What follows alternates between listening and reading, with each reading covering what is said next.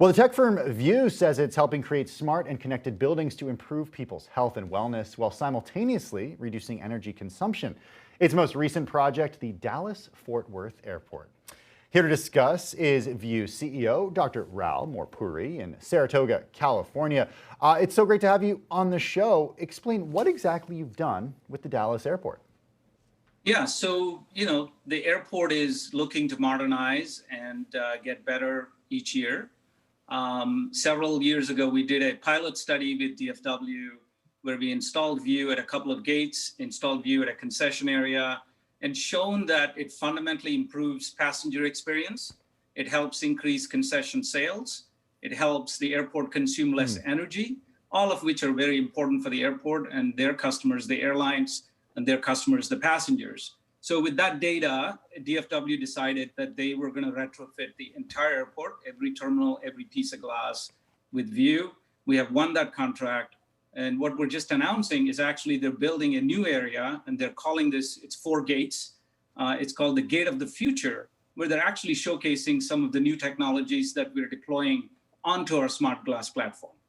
Rao, I'm wondering how the pandemic changed your business, because if we think about the position that airports are in, they're supported by several different elements depending on where they are. One of them is landing fees, of course, from airplanes that are taking off and landing and renting space there and paying to use that space.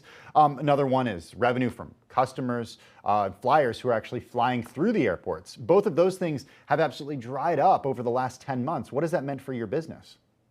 Yeah, so airports, as well as all other segments of real estate that consume our product, whether it's offices, multifamily, hospitals, et cetera, while there is an impact on macro by way of the economy, you see that any products that have low adoption rates blow right through recessions. And the reason is those products are actually bringing something valuable.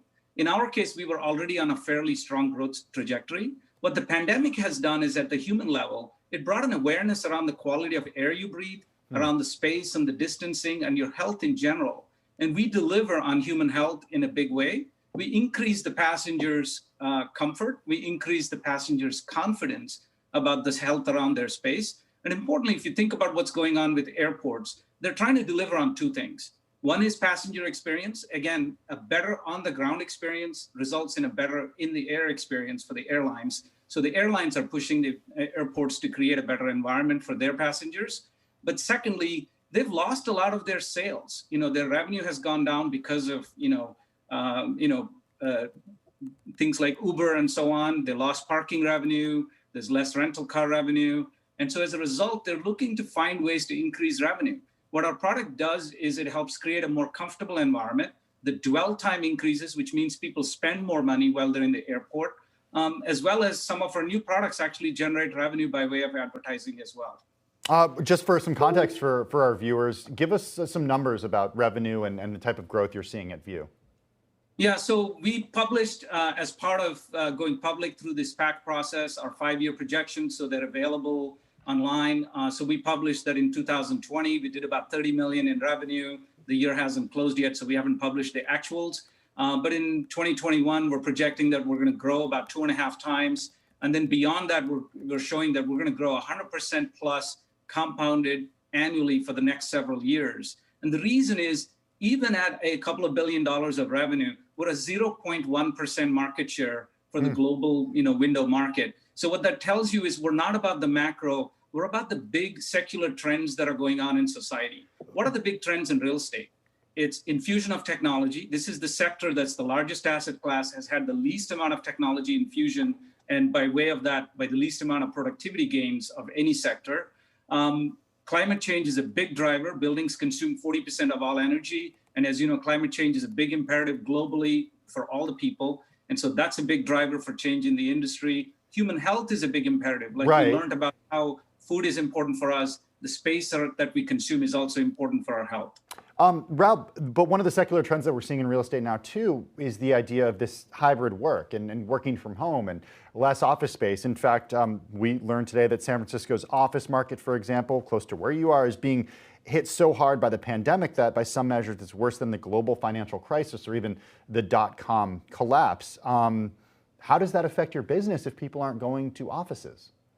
Yeah, it's a great question. So first of all, what we're delivering today is really going to be used post-pandemic. So we're not really providing a service during the pandemic. We're providing an infrastructure that's going to be open in all likelihood past the pandemic. All our leading customers are telling us the following.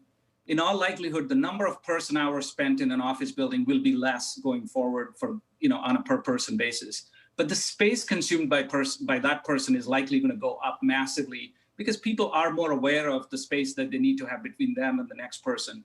Density in the offices have consistently gone up for 30 years. That's going to reverse. So those two could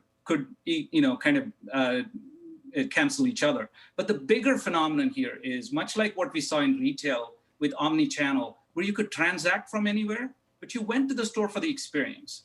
Likewise in the office, to create culture, to collaborate, to create energy, you want to be in the office. That's the reason you go there. You can do all your other work from home or anywhere else. So in that sense, the purpose of the office has changed from transactional to experiential. And that bodes very well for our products and our services. View CEO, Dr. Rao Mulpuri, thank you so much, Rao. Really appreciate your time.